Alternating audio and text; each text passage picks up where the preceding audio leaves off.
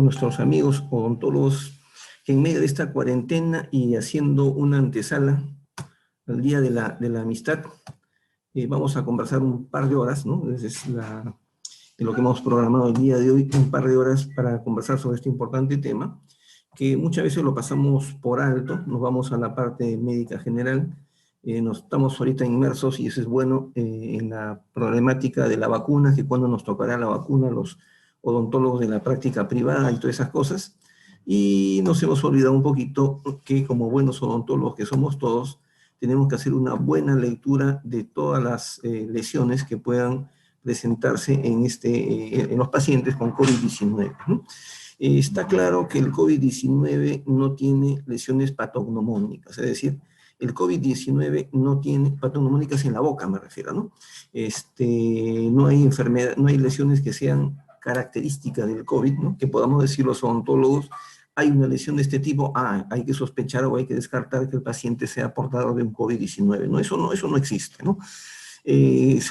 Haciendo un paralelo con lo que vivimos en la década de los años 80, el año 1984 al 86, ¿no? Quienes somos un poco más antiguos en la profesión, y vimos el nacimiento de otra virosis que marcó una época, un antes y un después en toda la medicina mundial en general, como fue la infección por el VIH, ¿no? Inicialmente llamada SIDA, ¿no?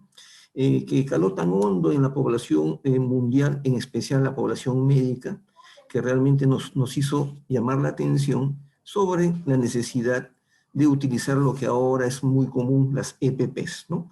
Hasta ese entonces, yo recuerdo, y no soy sacrílego ni hereje al decir esto, pero en las universidades, en los centros de salud, ¿no? En los centros de atención pública, los odontólogos realizaban atenciones quirúrgicas, ¿no? Extracciones, para decirlo más claro, sin utilizar guantes, ¿no? Y si lo hacían, era el mismo guante que pasaba por diferentes pacientes. Se utilizaba agujas dentales que no eran descartables, sino que se hervían, ¿no? Y que su uso pues iba pasando de un paciente a otro, ¿no? Era una época en la cual todavía no tomamos conciencia de la necesidad de utilizar una mascarilla, ¿no? Y mucho menos de utilizar el gorro, ¿no? Es decir, todo lo que ahora nos parece algo habitual en aquel tiempo, todavía en las mismas universidades no se practicaba y tampoco se promovía, ¿no? Y tuvo que ocurrir esa enfermedad, ¿no? Llamada, infección por VIH, ¿no? Que nos hizo tomar conciencia de muchas cosas que ya existían muchísimo antes, ¿no?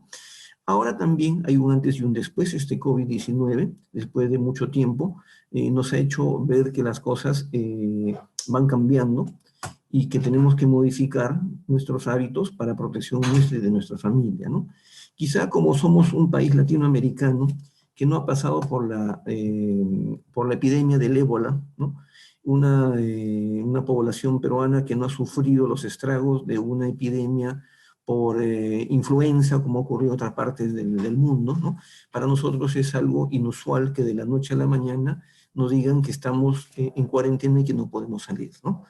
Y eso nos ha traído una serie de problemas, no solamente desde el punto de vista médico, sino también desde el punto de vista psicológico, tanto a adultos como a niños, ¿no? Y todo esto nos ha cambiado, nos ha trastocado, ¿no? Hoy día he ido con mi esposa y con mi hijo al oftalmólogo, ¿no? Una doctora, una buenísima persona, pero que desde que llegó, pues un poco más, ¿no? Un poco más, y nos pone con una pistola, nos separa 2 metros de distancia, ¿no?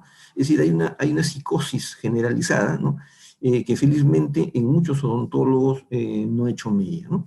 Entonces vamos, y una de las causas de todo esto es el desconocimiento, ¿no? Porque cuando nosotros tomamos conocimiento de las cosas, entonces hacemos un mejor control de las cosas y tomamos un control también de nuestra persona, desde nuestra mente, de nuestro comportamiento, ¿no? De tal manera que sin irnos a los extremos de salir como Superman, no sin mascarilla a la calle, lo cual es impropio en estos tiempos, pues tampoco, pues lo que hacemos usualmente es tomar las medidas precautorias, ¿no? Previsibles, no solamente en la calle, en el consultorio, sino también al momento de ingresar a nuestra casa, de tal modo que nuestro propio hogar se ha convertido en una instancia en la cual nosotros podemos proteger a nuestra familia de esta terrible enfermedad, ¿no? Vamos a empezar entonces nuestro tema. Voy a compartir pantalla primero. No me voy a olvidar de compartir pantalla.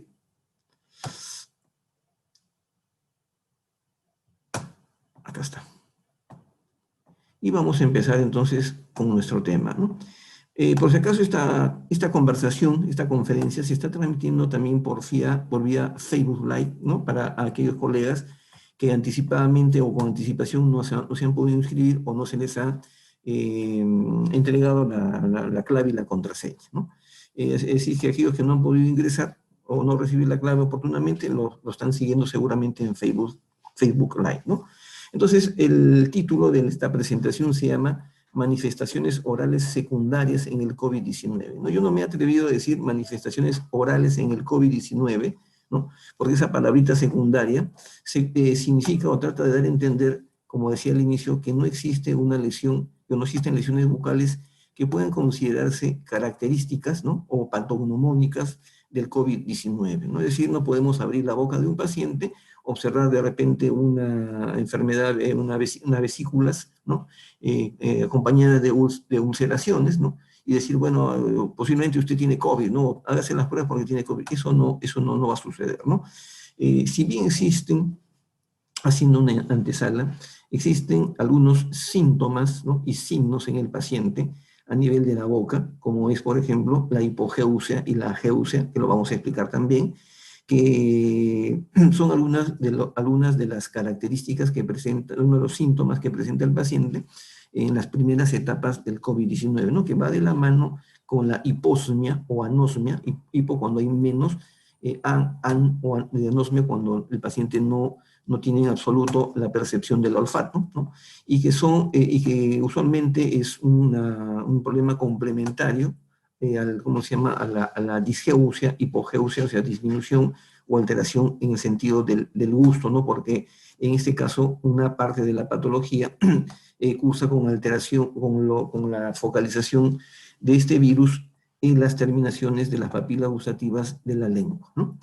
Entonces, por esa razón, el tema de hoy lo hemos titulado Manifestaciones orales secundarias en el COVID-19.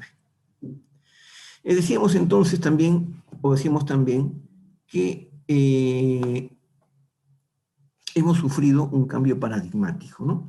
Yo he sido profesor antaño, ¿no? Hace algunos años, un poco más de 10 años, he sido profesor del curso de epistemología en el posgrado y en la maestría, ¿no?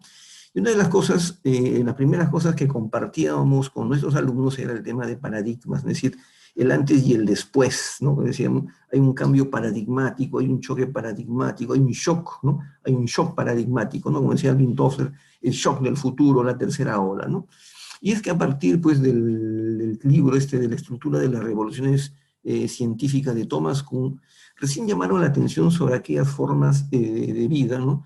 Que iban modificándose en el tiempo, y en donde la evidencia científica, donde el lenguaje que se utilizaba, en algún momento dejaba de poder explicar las cosas que sucedían, ¿no? Habían cosas para las cuales ni siquiera existían términos, ¿no? Y esos cambios se han llamado, esa forma de ver la realidad se le ha llamado paradigma, ¿no?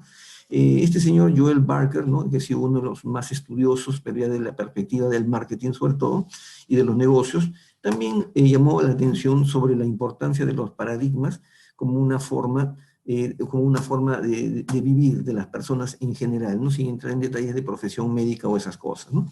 Y quienes hemos leído también este tercer libro de la tercera ola, que nos lo hicieron leer en algún momento en la maestría, nos decía pues Alvin Toffler que la primera ola fue para el ser humano, para la humanidad, el descubrimiento de la agricultura, una segunda revolución que fue la revolución industrial, y una tercera revolución que fue la cibernética, ¿no? La introducción de la informática en la vida diaria, en la vida cotidiana, ¿no?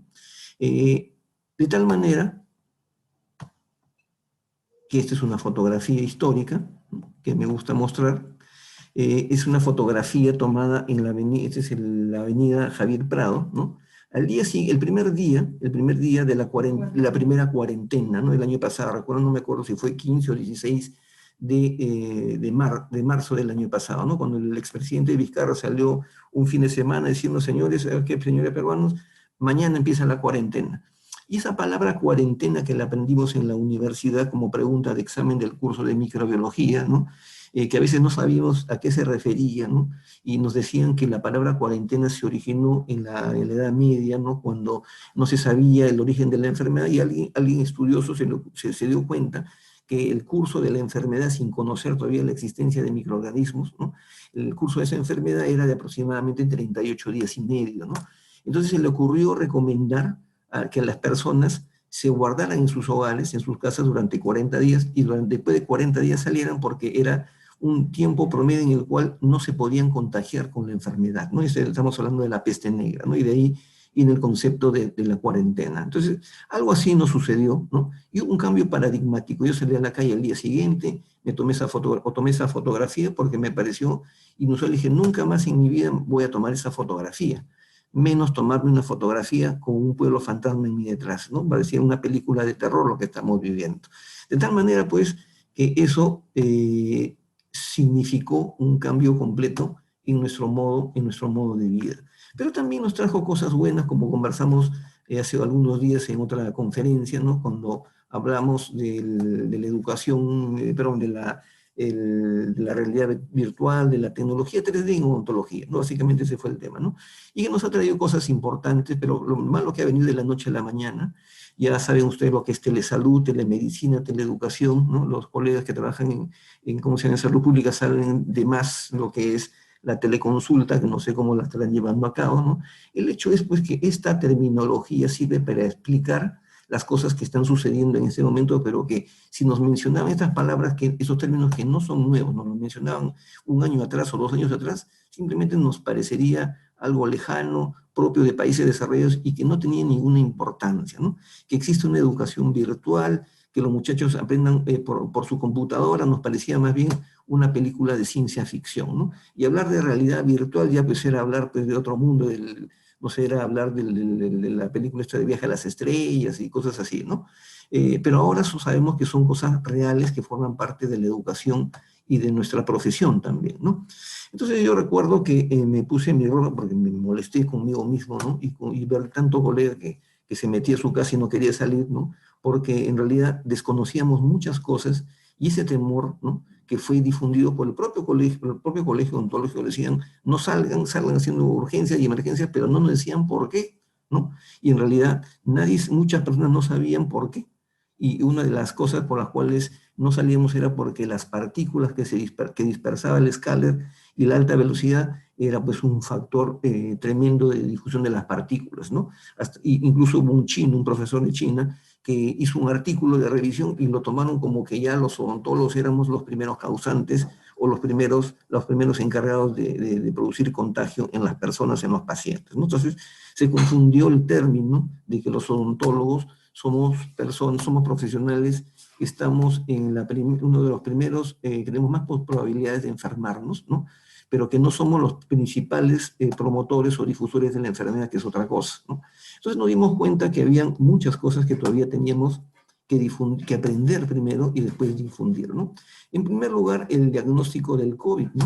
Porque ahora ya sabemos, ¿no?, que el COVID es un virus, ¿no? Y sabemos que los virus no son seres vivos por sí mismos, ¿no?, sino que son partículas proteicas que están en el ambiente, ¿no?, y que una vez que se fijan a una célula, recién completan la parte que le falta y comienzan su desarrollo y comienzan a comportarse como seres vivos, ¿no? Y que existen en general dos tipos de virus, ¿no? Aquellos que en su cápside, ¿no?, en la parte más amplia, en la cápside, contienen ARN y otros que contienen ADN, ¿no? Los que contienen ADN, ya sabemos, lo vamos a ver más adelante, son, por ejemplo, el herpes virus, ¿no? Y que lo conocemos desde la universidad, ¿no? Y que se trata en general, pues, de virus que una vez que se introducen al cuerpo humano, nunca jamás lo abandonan, es decir, permanecen toda la vida dentro del organismo, dentro de las células que han infectado, ¿no? Y que solamente hacen el cuadro clínico cada vez que la respuesta inmune del paciente disminuye, y eso permite que el virus comience a reproducirse rápidamente, ¿no? En cambio, aquellos virus que contienen ARN, como por ejemplo todos los coronavirus, ¿no?, son más bien virus que una vez que infectan, ¿no?, si acaso no logran no se consigue la muerte, no se produce la muerte del paciente, el organismo, mediante su propio sistema inmune, inhibe la reproducción de estos virus y finalmente el virus muere, pero ya no permanece dentro del cuerpo humano, ¿no? De tal manera, pues, que es un virus que una vez que nos contagia, ¿no? Nos deja como recuerdo simplemente una serie de anticuerpos o de inmunoglobulinas que van a marcar, ¿no? Nos van a recordar la presencia de este virus, pero el virus por sí mismo ya no existe, ¿no? Y entonces tenemos que tener también que recordar que el coronavirus o la familia de los coronavirus dentro del cual está el virus del SARS-CoV-2, ¿no? Que es el que produce el COVID-19, tiene una cápside, ¿no? Una cabeza, ¿no? Por decirlo así, que no es cabeza, conformada por un conjunto, una serie de proteínas, ¿no? Que le han dado el nombre de letras, ¿no? Una proteína M, por ejemplo, que es membrana, que es una membrana de cubierta, una proteína llamada E de envelope, ¿no? Envelope es envoltura, ¿no? Y que protegen, ¿no? Lo que hacen es proteger el ARN en un medio en el cual existe también otra proteína llamada proteína N de núcleo, ¿no? Y que tiene una serie de tachuelitas, de tachuelas, ¿no? de cabecitas, ¿no? O clavos, ¿no? O espinas, ¿no? Que es el nombre que se le atribuye, por eso que la proteína S, ¿no? de las espinas es lo que caracteriza al coronavirus, ¿no? Y que es justamente la proteína S, ¿no? La proteína S, la proteína spike, como se le llama ahí, la que se fija a las terminaciones, a los receptores, perdón, ECA2, ¿no? ACE en inglés, ACE2 o ECA2, que son receptores que forman parte de un sistema complejo de regulación, autorregulación de la presión arterial, que es el sistema renina-angiotensina, ¿no? Y que durante décadas también se sabe de su existencia, pero que han llamado la atención cuando se ha comprobado que específicamente los coronavirus, y en particular este SARS-CoV-2, este virus que produce el COVID-19, tiene cierta afinidad por las terminaciones de los receptores ECA2, ¿no? Entonces, cuando empezó toda esta pandemia a nivel mundial, llamaban la atención de que esta enfermedad producía problemas en el aparato respiratorio, ¿no? Y que conforme fueron avanzando las investigaciones se dieron cuenta de que el ingreso era principalmente a través de la boca y a través de la nariz, ¿no? Yo recuerdo con mucha no sé, de una manera anecdótica cuando le escuchaba a algunos profesionales médicos, ¿no? Hablar del ingreso del COVID-19, decían, el COVID-19 ingresa por la nariz y por la faringe, decían, ¿no? Se habían olvidado de la boca no existía, ¿no? Y era porque los odontólogos realmente no nos hemos hecho sentir durante la epidemia, no nos hemos hecho necesarios dentro de esta pandemia, ¿no? Es más, ni siquiera formamos parte del equipo que de alguna manera forma parte de esta famosa primera línea de defensa, ¿no? Es decir, nosotros como que nos hemos autoexcluido del manejo de esta enfermedad. No hablo del tratamiento, sino del manejo, ¿no? Como término general. Entonces, las investigaciones, había un doctor Xu, XU, China, que hizo estudios y encontró que hizo un mapeo, ¿no? de todo el cuerpo y encontró que en determinados tejidos del cuerpo humano existe, perdón, mayor concentración, mayor cantidad de estos receptores ECA2, ¿no? Decía, principalmente, por si acaso existe en el intestino grueso, no en los pulmones. En segundo lugar, de mayor frecuencia son los pulmones, ahí sí, ¿no? En tercer lugar, tercer, cuarto, quinto lugar, por ahí venía el hígado, etcétera.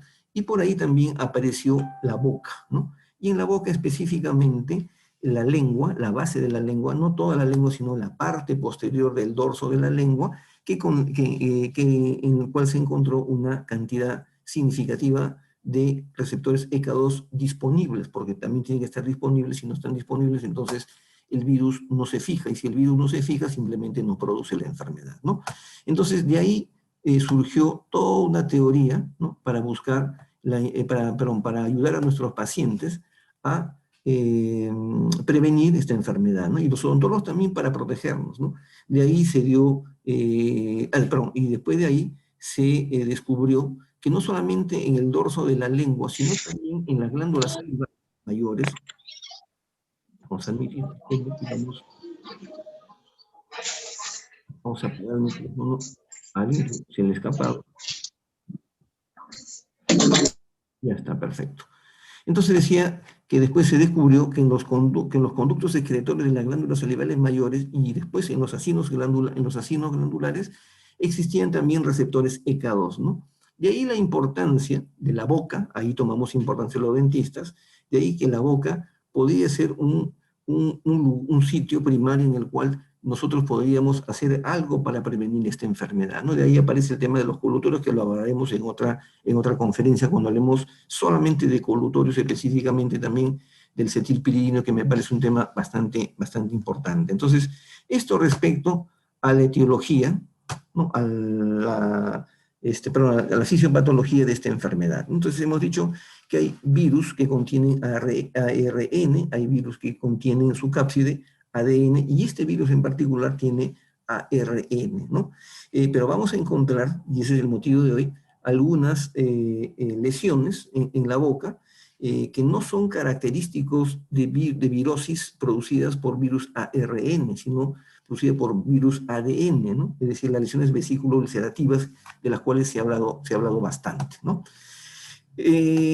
En la familia de los virus, perdón, entre los grupos de virus que producen, que son muy virulentos y que han producido grandes epidemias, encontramos además del coronavirus, al virus de la influenza tipo A, y también encontramos al virus del ébola, que ese sí es un coronavirus, ¿no?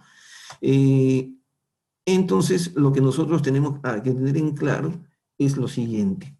Las virosis que se producen en la boca son producidas por virus de la familia del herpes, uno, por la familia del coxsackie-virus, familia de los coxsackie-virus, y virus de la familia, o del grupo de la familia, perdón, sí, los picornavirus, ¿no? Ellos son los que producen, que son virus que, dicho sea de paso, que contienen ADN, no contienen ARN en su cápsula, ¿no? Y que suelen producir estas enfermedades llamadas vesículo-ulcerativas o vesículo-bulosas, ¿no? Una de las más conocidas es el herpes virus, ¿no? En la cual se produce una vesícula que se abre y produce después una ulceración, ¿no? Porque vamos a ver dentro de los reportes clínicos, ¿no? En los diferentes journals que he podido recoger para ustedes el día de hoy, hablan mucho de las lesiones aftosas y las lesiones vesículo-ulcerativas, dando a entender, ¿no? De que estas lesiones aftosas podrían tener alguna relación con la infección del COVID-19, cuando nosotros ahora vamos a ver que las infecciones producidas por los virus de ARN no cursan clínicamente con enfermedades vesículo-ulcerativas, ¿no? Es decir, todavía no se tiene claro cuál es el rol de los otros virus, ¿no? Que no son del grupo del coronavirus, que podrían ser oportunistas y producir una infección en un paciente que ya tiene una disminución en la capacidad de la respuesta inmune en ese momento, ¿no?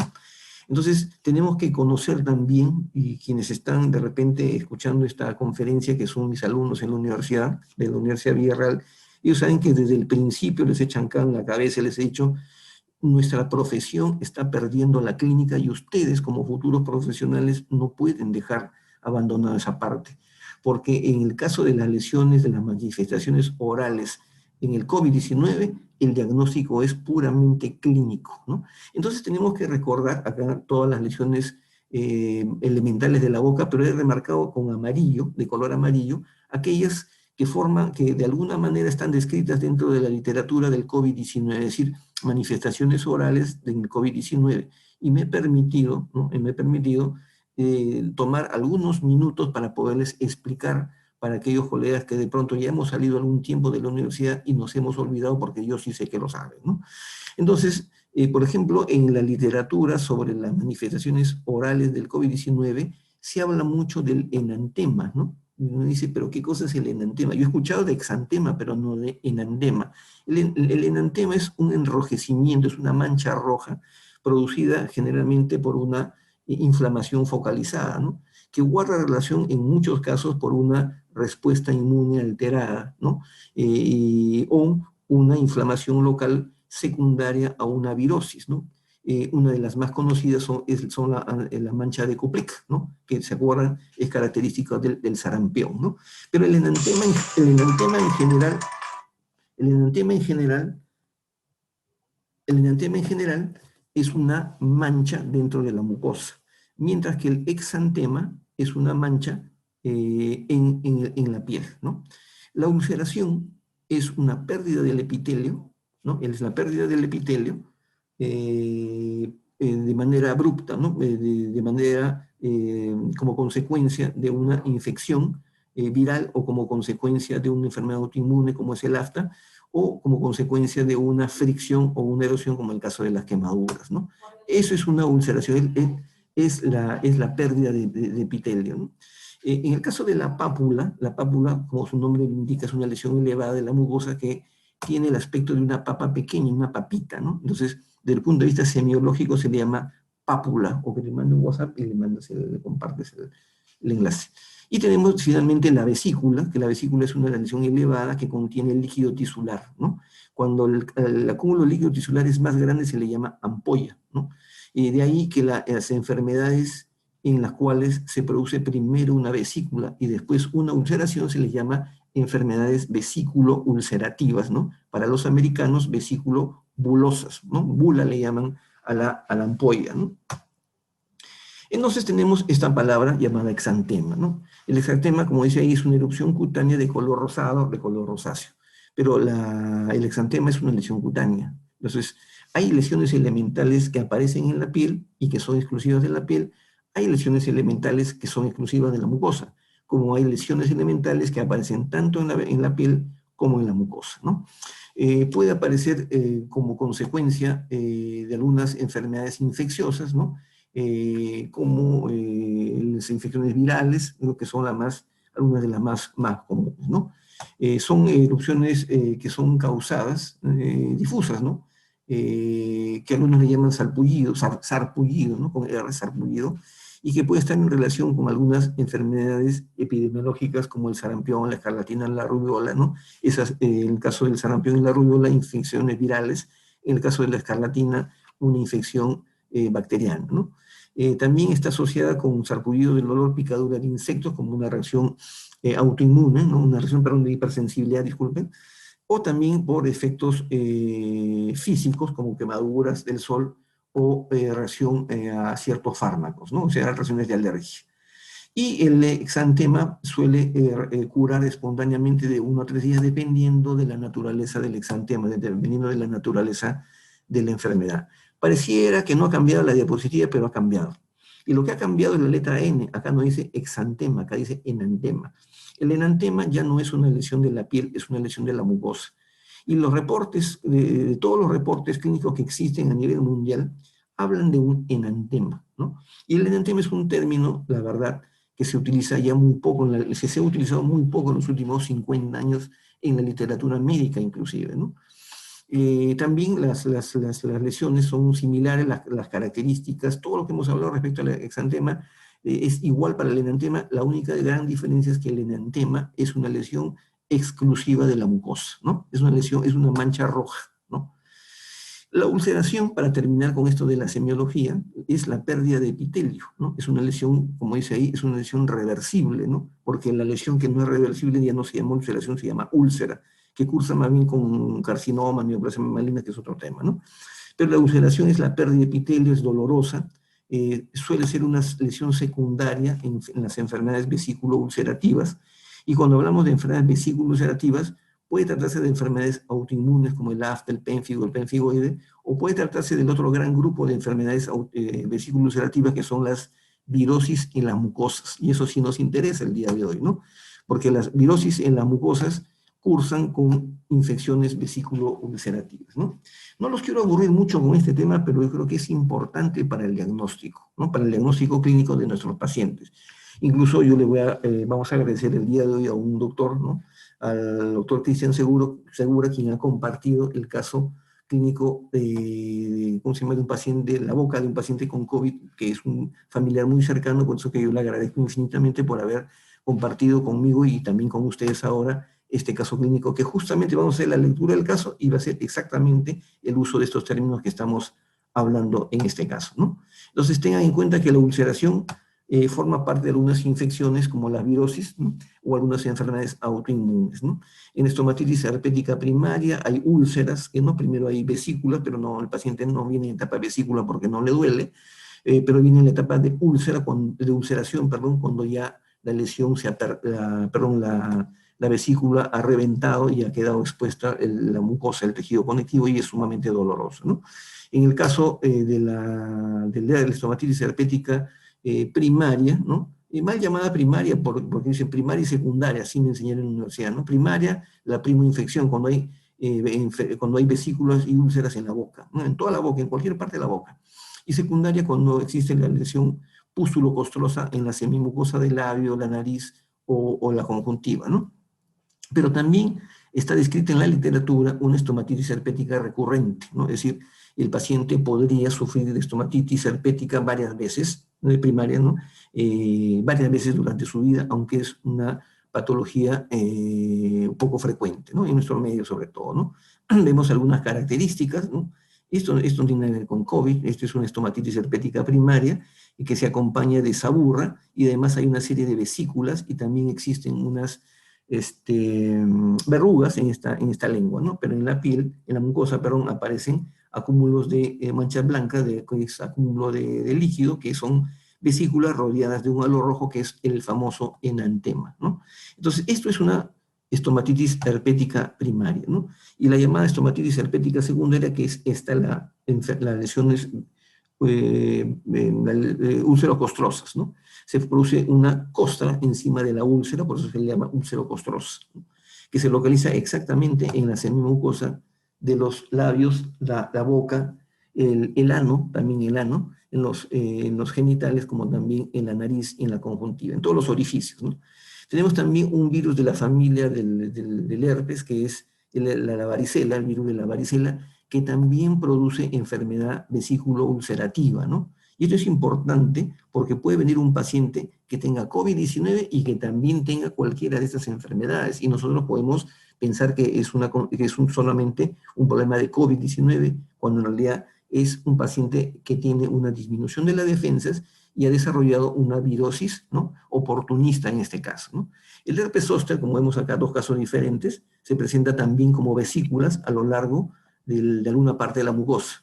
La característica ¿cómo se llama? La característica del herpes zóster es que sigue el trayecto de un nervio periférico, ¿no? Si revisamos la anatomía, este es el nervio bucal. Entonces, en ambos casos, son pacientes que han venido a mi consulta por presentar un herpes zóster, ¿no? Herpes zóster a lo largo del trayecto del nervio bucal, ¿no? Y así podemos, por anatomía, deducir que clínicamente se trate de un herpes zóster, ¿no? Que es un proceso infeccioso recurrente, porque ocurre a lo largo de toda la vida del paciente, cada vez que el paciente sufre de disminución de las funciones del sistema inmune, ¿no? Y para que ocurra esto no tiene que tomar corticoides. En estos tiempos de estrés, el estrés, la preocupación, la depresión también son cuadros clínicos que está demostrado producen una disminución de la respuesta inmunológica en el paciente, ¿no?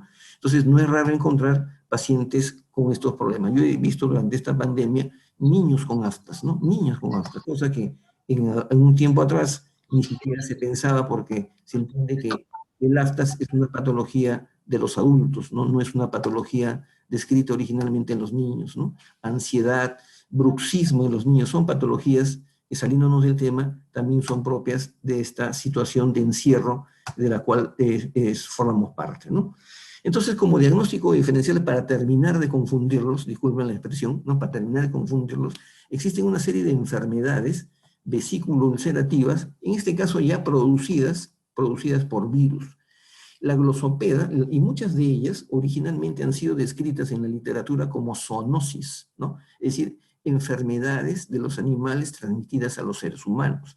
El glosopeda o la glosopeda, por ejemplo, es una enfermedad producida por picornavirus, ¿no? Y en este caso, las lesiones vesículo-ulcerativas, como dice ahí, se localizan ¿dónde? En la lengua y en los pies, ¿no?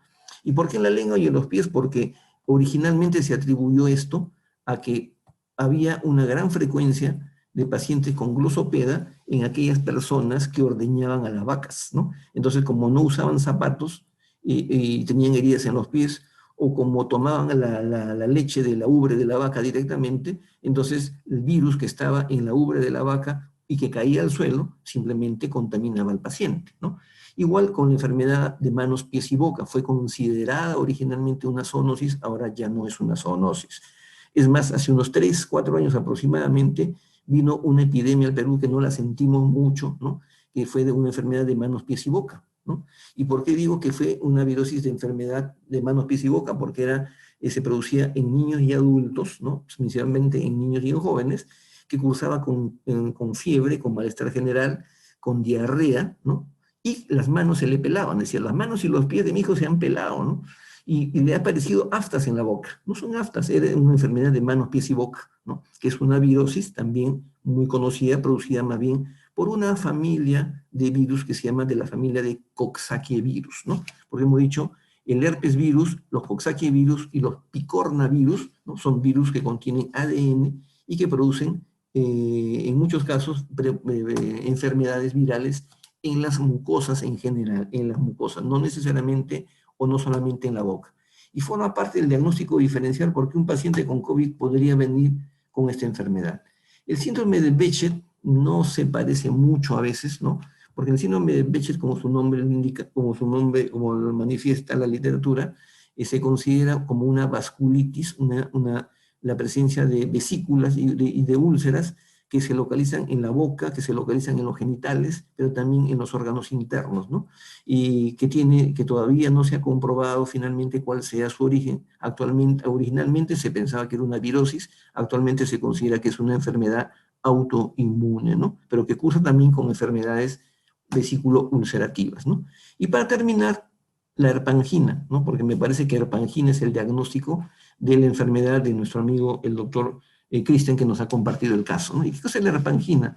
La herpangina es una enfermedad viral, infección viral producida por un Coxsackie virus que tiene la particularidad de producir vesículas y úlceras solamente, ojo, solamente en las anginas, en las amígdalas y en la faringe, y a veces por extensión en el pilar anterior, pero no produce ninguna alteración en otra parte, en ninguna parte de la boca. Voy a nuevamente a bajar el volumen. Ahí está. Y esto es algo que a mí siempre me ha intrigado, ¿no? A mí me ha encantado desde que he sido estudiante en la medicina bucal, ¿no? ¿Por qué? Porque yo considero que tenemos nosotros que preservar o manejar adecuadamente la clínica, ¿no? Por ejemplo, yo le digo a mis alumnos lo siguiente, ¿no? Hay un estudio que muestra que para colocar una resina, y no quiero ofender a nadie con esto, ¿no? Para colocar una resina utilizamos 20 conceptos básicos, ¿no? De odontología. Para hacer una extracción simple utilizamos 30 conceptos básicos, pero para hacer diagnóstico clínico utilizamos más de 40 conceptos básicos, ¿no?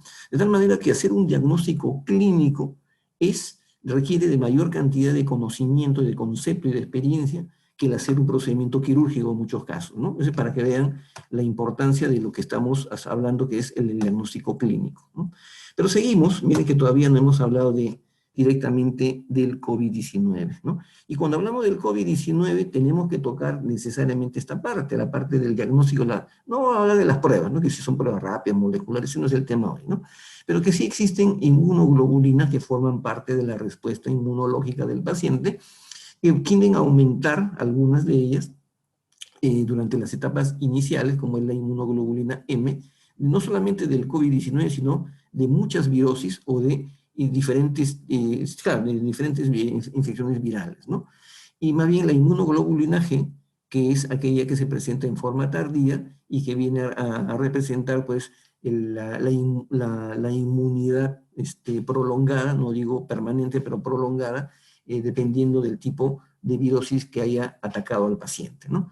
De ahí la importancia de utilizar estas inmunoglobulinas como parte del diagnóstico, ¿no? No así la inmunoglobulina A, que es una inmunoglobulina local, ojo, y es una inmunoglobulina que se encuentra en la saliva, en todas las secreciones de la saliva, las lágrimas, la leche materna, por eso que en el sulcus gingival también, ¿no? Se le llama inmunoglobulina A secretoria, ¿no?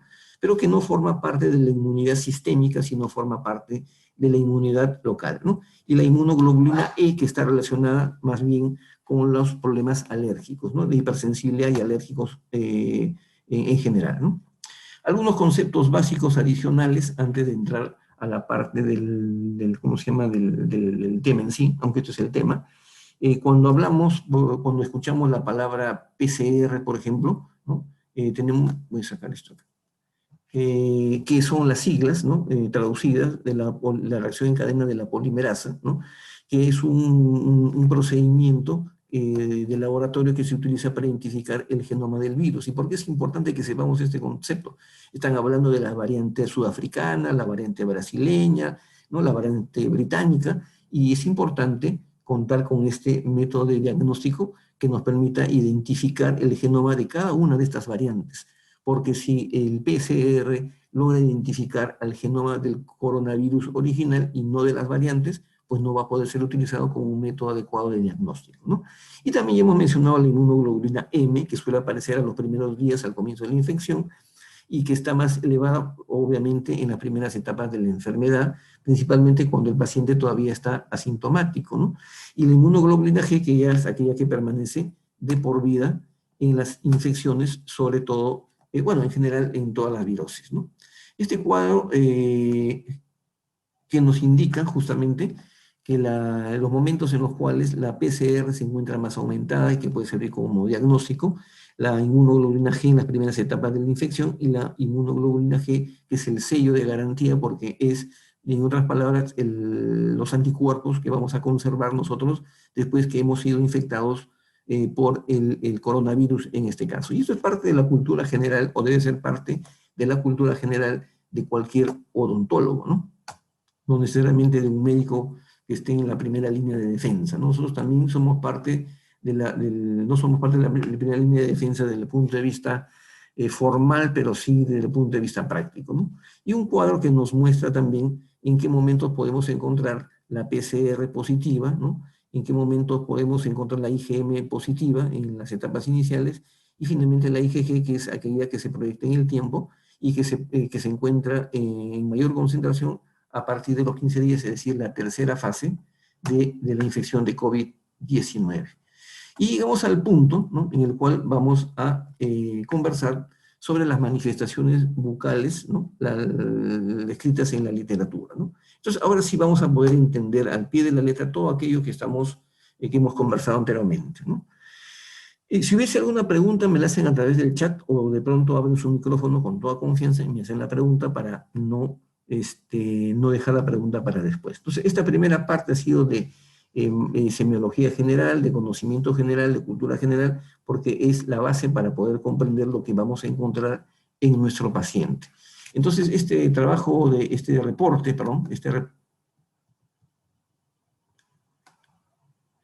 reporte, voy a dejar admitir, hay otro doctor que está entrando, del año 2020, que dice manifestaciones virales del COVID-19, existen síntomas inaugurales, ¿no? Y se refiere principalmente a una mácula eritematosa, como dice ahí en el abstract, y esta mácula es una mancha, ¿no? Una mancha permanente. Por eso está mal dicho mácula eritematosa, debería decirse enantema, de ahí el cambio del término, ¿no? Y que compromete, que puede también incluir, ¿no?, una úlcera asintomática, ¿no? Yo creo que el término no está bien utilizado, la traducción. Lo que pasa es que en inglés existe un solo término para la úlcera y la ulceración. La diferencia de úlcera y ulceración, o la discriminación, la hacemos más bien en la traducción al español, ¿no? Le hemos dicho que la ulceración es la pérdida abrupta de epitelio, que es muy dolorosa, pero que es reversible, ¿no? En cambio, la úlcera es una pérdida crónica del epitelio que cursa más bien con neoplasias malignas, ¿no? Entonces, acá vemos que ahí hablan de la ulceración, ¿no? Y hablan también de cicatrices, ¿no? Pero todavía eran los reportes iniciales, donde acá se ve, por ejemplo, en este reporte, una ulceración en la lengua, y en el dedo gordo del pie está mostrando lo que se llama un exantema, es decir, una mancha roja, un enrojecimiento difuso, ¿no? Y que se presenta no solamente en los pies, sino en cualquier parte del cuerpo. Entonces, los primeros reportes hablaban eso, ¿no?, de la presencia de exantemas, la presencia de enantemas y la presencia de ulceraciones, pero todavía no entraban al detalle de cuál era la razón, ¿no? Este otro trabajo, también esta comunicación corta, habla de las lesiones vesículo-bulosas, ¿no? O vesículo-ulcerativas asociadas con infección por SARS-CoV-2, pero la connotación que le da en el título diera la sensación de que son lesiones bucales que necesariamente forman parte de la enfermedad y ahora sabemos que eso no es así, ¿no? Y lo que vemos son solamente, en este caso, ulceraciones, en esta foto, ulceraciones en diferentes partes del paladar, en diferentes partes del reborde alveolar, lesiones en la lengua, ¿no? Y si uno se pone a analizar, dice, ¿y no será pues algún tipo de virus, ¿no? Alguna forma de virus que ha aprovechado la oportunidad para comenzar a proliferar? Entonces, en otros países hacen estudios de identificación de antígenos y de anticuerpos específicos contra, por ejemplo, el herpes virus, para descartar que estas lesiones vesículo-ulcerativas o estas ulceraciones sean consecuencia de un herpes virus, ¿no? Para descartar eso, ¿no? Y en algunos casos descartan, en algunos casos coinciden, entonces dicen, ah, caramba, entonces el herpes virus en este paciente es una infección que se ha sumado, ¿no? Que se ha asociado, se ha sumado al COVID-19 porque han disminuido las defensas. Pero si sale negativo, dicen, no se encontró una relación con el herpes virus, porque hay una infinidad, ¿no? Hay más de 10 infecciones que producen los virus en la boca, no solamente el herpes virus, quizá el herpes virus es el más común, ¿no? Esta fotografía también del mismo reporte, de este reporte muestra una cantidad tremenda de ulceraciones en el paladar, ¿no? Entonces, las ulceraciones en el paladar focalizadas, ¿no? Si yo lo veo focalizado, yo diría, podría ser un herpes zóster, ¿no? Un herpes zóster en el nervio palatino posterior, ¿no es cierto? Porque esa es la distribución del nervio palatino posterior. Entonces, no solamente hay que analizar las lesiones aisladas, sino que hay que ver el macro para poder llegar a un buen diagnóstico. Y yo hago esta especulación viendo la fotografía. Entonces, cuando leamos un reporte, nosotros como odontólogos leamos un reporte o alguien nos muestra un reporte, preguntémonos qué tipo de lesión elemental es la que se encuentra frente a nosotros para poder descartar otras infecciones que no necesariamente sean parte de esta patología llamada COVID-19, ¿no? Entonces se ha hecho mucha descripción en la literatura sobre el exantema, es el paciente del lado izquierdo, que puede ser pequeño o puede ser grande. Y este mismo paciente con exantema en fase aguda del COVID-19 presentaba también ulceraciones en el labio, ¿no? Las ulceraciones en el labio no son lesiones patognomónicas del COVID-19, son lesiones que se denominan lesiones asociadas, por si acaso. Pero hay unas preguntas, están aumentando las preguntas, voy en el chat, vamos a ver.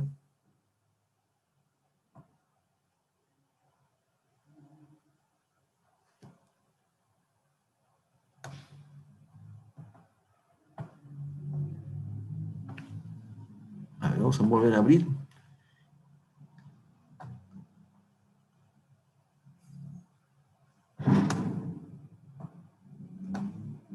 Ahí está. Perfecto, ahí se ve. A veces falla la señal. Entonces, este es un exantema, ¿no? Porque es un enrojecimiento difuso en la piel. Cuando el enrojecimiento difuso está en la mucosa, no puede ser tan grande o puede ser más pequeño, se le llama enantema. Entonces decía hace unos minutos que cuando veamos úlceras, ¿no? O vesículas o úlceras en la boca, hay que pensar siempre de que pueda deberse no necesariamente específicamente al COVID-19, sino a una infección viral oportunista que ha aprovechado la oportunidad, pues su nombre es oportunista, para comenzar a proliferar y producir la propia enfermedad, ¿no? Es decir, hay dos enfermedades en una, ¿no? Y como ustedes saben, no existe tratamiento para la virosis, ¿no?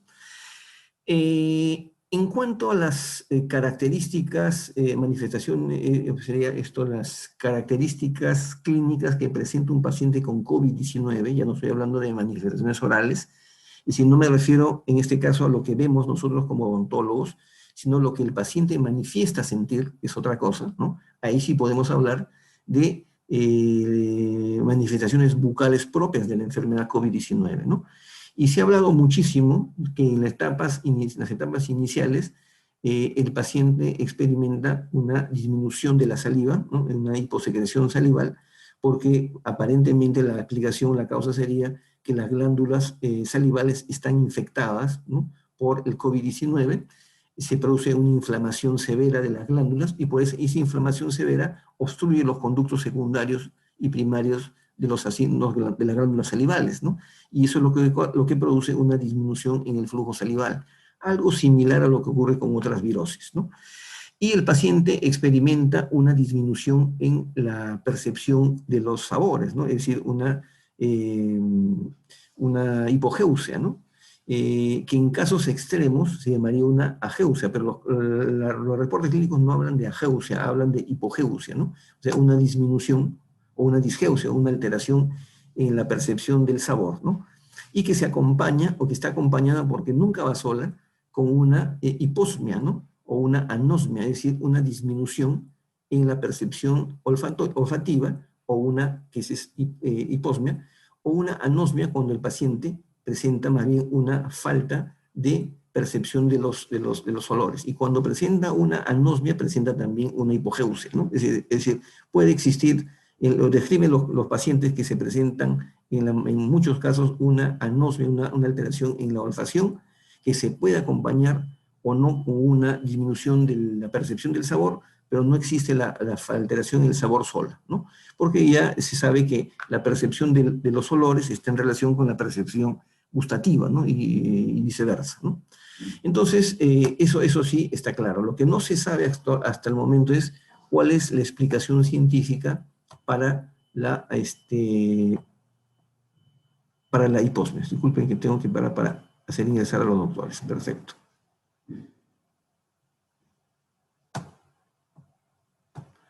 Hay doctores que me dicen que no han visto las lesiones, creo que sí es importante. Permítanme repetir. Voy a pasar rápido las imágenes de los pacientes, ¿no? Ya está. Pero voy a retroceder un poco acá. Y voy a pasar las imágenes clínicas que nos interesan, ¿no? Rápidamente, entonces, vuelvo a repetir las características, ¿no? Clínicas orales y no orales, el exantema, el enrojecimiento de la piel, la ulceración, o sea, la falta de epitelio, pérdida de epitelio, ulceraciones más grandes y más amplias, que pueden corresponder más bien a infecciones virales oportunistas, herpes virus. En este caso yo diría, podría ser un herpes zóster, porque se localiza solamente en una mitad exacta del paladar, no está dispersa en todo el paladar. En este otro paciente también de los mismos reportes, un exantema difuso en varias partes del cuerpo, y en los labios de este paciente se observa ulceraciones, ¿no? Que, como repito, no se pueden atribuir directamente al COVID-19. Entonces, ahora sí, seguimos con esto, ¿no? En este otro reporte del año, todos son 2020-2021, ¿no? Vemos la percepción o la sensación del paciente, siente como que le están hincando con unas agujas, ¿no? Dice exantema viral con percepción de la sensación de espinas o de agujas, es decir, el paciente al parecer tiene el exantema, lesiones en la piel, pero siente como ligeras punzadas en los extremos, en diferentes partes de la piel, ¿no? Entonces, el exantema, el rash, ¿no? El rash es cuando existe un exantema difuso, hay lesiones papulares múltiples, ¿no? Ya sabemos que es una pápula. En este caso vemos que las manos se están pelando. ¿Por qué se pelan las manos? Porque hay vesículas que se abren, o sea, la lesión primaria es una vesícula, o una ampolla, y la lesión secundaria es una ulceración. Entonces el paciente ve que sus manos y las palmas de las manos y la planta de los pies experimentan, sienten que se le pelan las manos, ¿no? Pero que no es que se le pele la mano, sino que se trata más bien de ulceraciones, ¿no? Después las glándulas salivales, ahí está este Su es muy conocido, no solamente ha escrito sobre la existencia de terminaciones EK2 en el dorso de la lengua, sino también en las glándulas salivales, fue el primero que llamó la atención. Después hay muchos estudios al respecto, ¿no? Lo cierto es que está comprobado pues, que las glándulas salivales pueden ser reservorios del COVID-19 debido a la existencia elevada de receptores EK2 disponibles o libres al interior de los conductos salivales, ¿no? De ahí también que la saliva podría ser en algún momento utilizada como método diagnóstico si es que lograran aislar o para encontrar algún método que identifique antígenos o anticuerpos dentro de la saliva, ¿no? Ese es un esfuerzo tecnológico que está en proceso, ¿no? Después en este otro reporte están hablando, o están mencionando, este del año 2020 también, las manifestaciones orales en un paciente con una historia de COVID-19 asintomática, ¿no? Este es un grupo de doctores colombianos que muestra una secuencia fotográfica que desafortunadamente está un poco pixeleada la imagen desde el origen, ¿no? Desde el artículo científico mismo.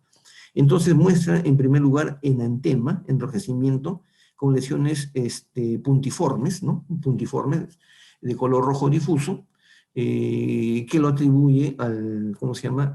Que forman parte de ese paciente que está comprobado que tuvo COVID-19.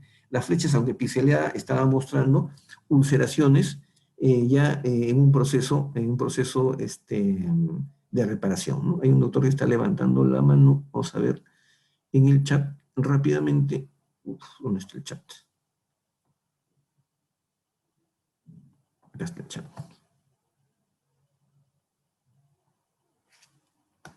Ah, no, eso sí es un rato.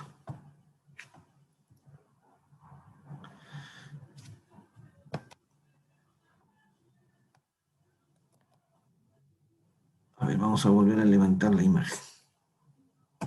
Parece que en algunos lugares de Lima no está llegando bien la imagen. Voy a volver a compartir para que vuelva a jalar la imagen, ¿no?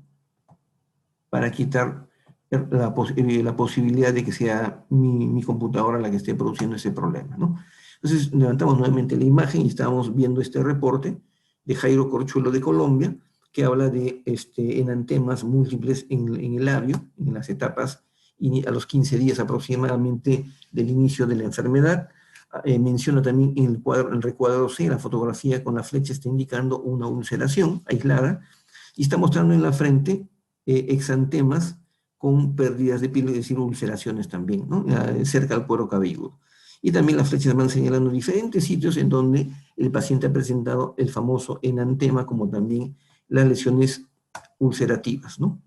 Pero lo común es encontrar una infinidad de artículos, ¿no? En donde se encuentra la descripción de la anosmia y la hipogeusia, ¿no? La anosmia, como repito, es la ausencia, la incapacidad, perdón, del paciente de poder percibir el olfato, ¿no? Y como complemento, el paciente presenta hipogeusia, o sea, una alteración en la percepción también de los sabores. Está clara la fisiopatología de la disminución de la percepción de los sabores, por un lado, por la presencia del virus dentro de los en el dorso de la lengua. También se presenta una atrofia de las papilas gustativas, ¿no? Y además se sabe que ¿cómo se llama? La percepción de los sabores guarda relación con el olfato, ¿no? No es independiente.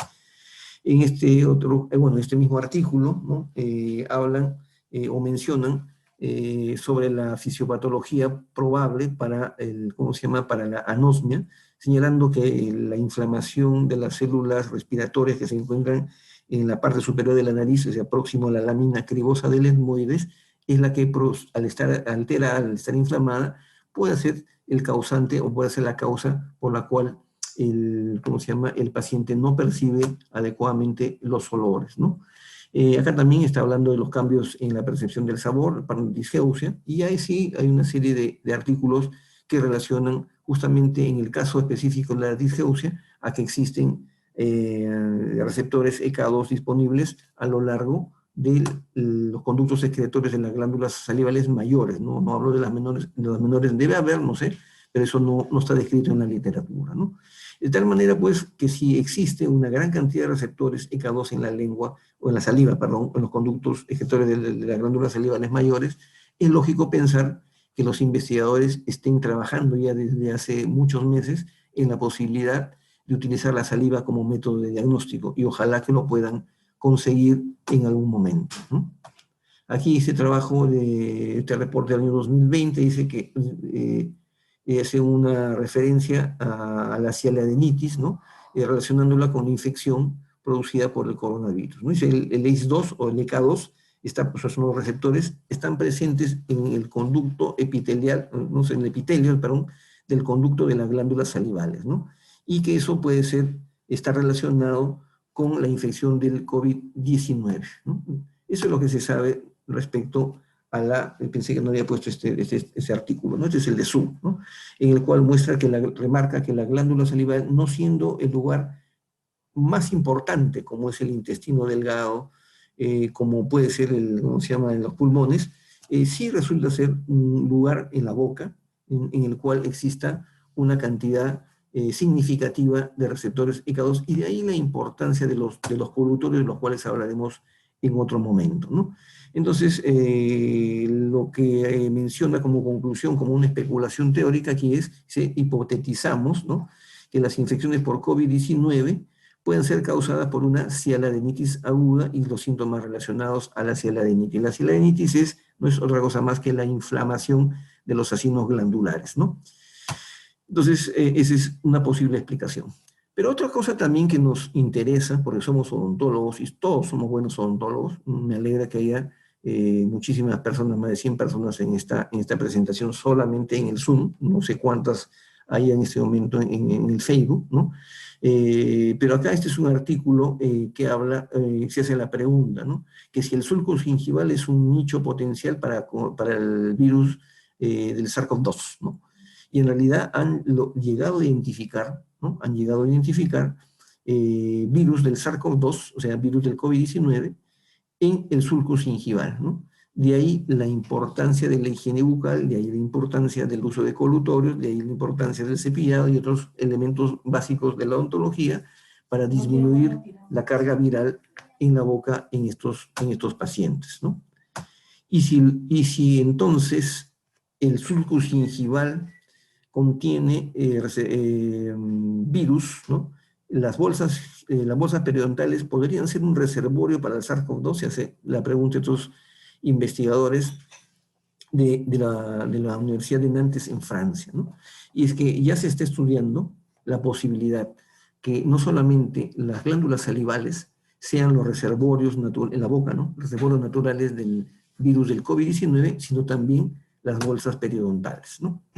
Y habrá pues que esperar en el tiempo respecto a esa posibilidad, ¿no? En esta tercera parte, ¿no?, bueno, tengo que agradecer, está presente definitivamente el doctor Cristian Segura, quien ha tenido la amabilidad de mandarme esta información, se puso en contacto conmigo en horas de la tarde. Cristian, un gran saludo, ¿no?, un abrazo gigante, porque al enterarse que íbamos a dar esta conferencia, me dijo: doctor, yo tengo un familiar cercano que ha tenido este problema, y me he dado el trabajo de tomarle la fotografía, la secuencia fotográfica de la boca de este paciente, ¿no? Entonces, yo creo que es importante esta generosidad, esta forma de pensar de Cristian, de compartir este caso con todos los odontólogos, los 124 dentistas odontólogos que estamos participando de esta conferencia, ¿no? Entonces, primero me mandó un resumen del caso, ¿no? Dice, hago una reseña, le borré el nombre por una cuestión ética, le sucedió a mi hijo de 13 años, y hago una reseña que la enfermedad se inició el 19 de enero del 2021, no hace mucho, con una fiebre de 38 grados centígrados, ¿no? Su alimentación era normal, recibió paracetamol de 500 miligramos como tratamiento, ¿no? Tenía una ligera molestia al inicio en la garganta. Yo le revisé sus amígdalas y aparentemente no estaban rojas ni supuradas, debe ser, ¿no? Por la preocupación, la rapidez seguramente es un error de tipeo, ¿no? Entonces dice, le revisé sus amígdalas y aparentemente no estaban rojas ni supuradas, ¿no? Es decir, no existía congestión de las amígdalas ni tampoco de la orofaringe. El día siguiente, el día 20, lo llevé al centro de salud de Salamanca, donde laboro, en donde el médico lo evaluó y le dio la receta. Y le dio amoxicilina más ácido clavulánico, debe ser, ¿no?, ácido clavulánico de 500 miligramos, y también amoxicilina sola de 500 miligramos. Seguramente estuvo sospechando de una faringitis bacteriana, ¿no?, o del inicio de un proceso gripal, ¿no? Tuvo que tomar 1 miligramo de amoxicilina por 7 días, ya que no había, de que no había prolongado los 10 días en el proceso. Después de 10 días se logra ver en las amígdalas un color rojo, ¿no? Y durante todo ese tiempo, después de ponerse rojas las amígdalas, aparecieron unas aftas, el doctor lo escribe como aftas, en realidad se tratan de ulceraciones, es el término semiológico, ¿no? Por eso digo, es importante utilizar el término correcto para podernos entender entre dentistas. Entonces aparecieron lesiones aftosas, debe ser, o lesiones ulcerativas en las amígdalas, debe haber sido muy doloroso, lo cual dejó de comer el niño por el dolor que ocurría al ingerir los alimentos, ¿no? Entonces, en este caso ha aparecido lesiones ulcerativas, porque son vesículas ulcerativas, solo que en la primera etapa las vesículas no producen molestia, por eso que el paciente no llama la atención, no viene a la consulta por las úlceras, las vesículas. Generalmente son un hallazgo, ¿no? Y ahí es donde uno le toma la fotografía. Entonces dice que a partir del día 8, después de iniciar la enfermedad, comienza a haber una mejoría, ¿no? Pudiendo tragar alimentos, pero utilizaron gingisona en spray, lo cual le ayudó a ingerir los alimentos, que la gingisona es corticoide, ¿no? Es betametasona, con un anestésico local que es benzocaína, si mal no recuerdo, lo cual le habría anestesiado temporalmente por algunos minutos la faringe para que el niño pueda comer sus alimentos, ¿no? Básicamente eso, porque la gingisona no va a mejorar el cuadro clínico, solamente le va a ayudar a anestesiar temporalmente las amígdalas y la faringe para que el paciente, el chico, pueda tomar sus alimentos, ¿no? Y después dice, hoy en día puedo aportar las fotografías que tomé en el transcurso del avance de esta enfermedad y ser más cauteloso en nuestros pacientes, ¿no? Y ese es el aporte del doctor Cristian Segura. Ese es el resumen de la historia clínica. Entonces, las fotografías que vamos a ver han sido tomadas aproximadamente a los 12, 13 días del inicio del cuadro, ¿no? O sea, el 19, asumamos que fue el primer día. Y si nosotros nos damos cuenta y vemos al detalle, la lengua está depapilada, ¿no?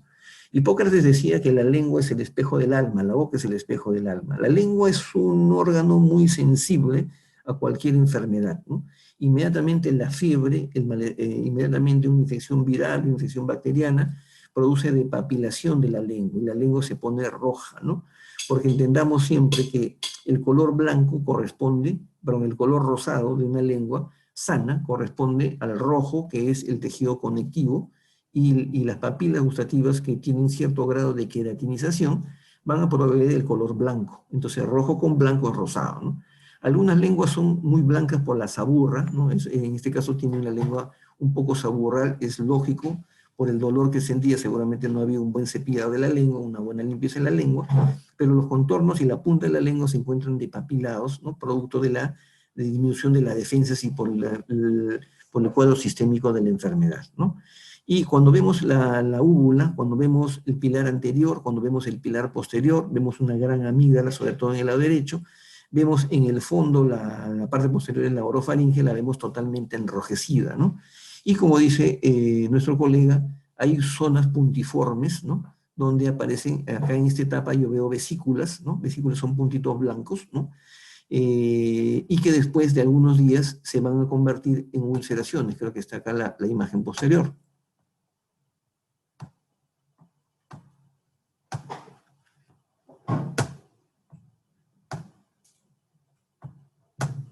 Acá está, ¿no? Entonces, esta foto está espectacular, ¿no? La faringe se ve que está sumamente congestionada. Existen en los pilares ya han aparecido ulceraciones.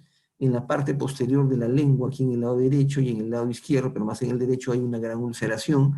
Y han aparecido una serie de ulceraciones pequeñas posteriores a las vesículas, ¿no? Es decir, una enfermedad vesículo ulcerativa. Y hemos dicho desde el inicio que es importante hacer una lectura de las lesiones, una adecuada lectura de los tejidos de la boca. Si una infección o para un enrojecimiento que cursa con vesículas y úlceras se localiza exclusivamente en la faringe, yo podría pensar, y esto es un diagnóstico, una especulación clínica, un diagnóstico clínico, que se haya tratado de una herpangina, ¿no? Porque el herpes virus se distribuye a lo largo de toda la boca, las encías, la lengua, la mucosa alveolar, ¿no?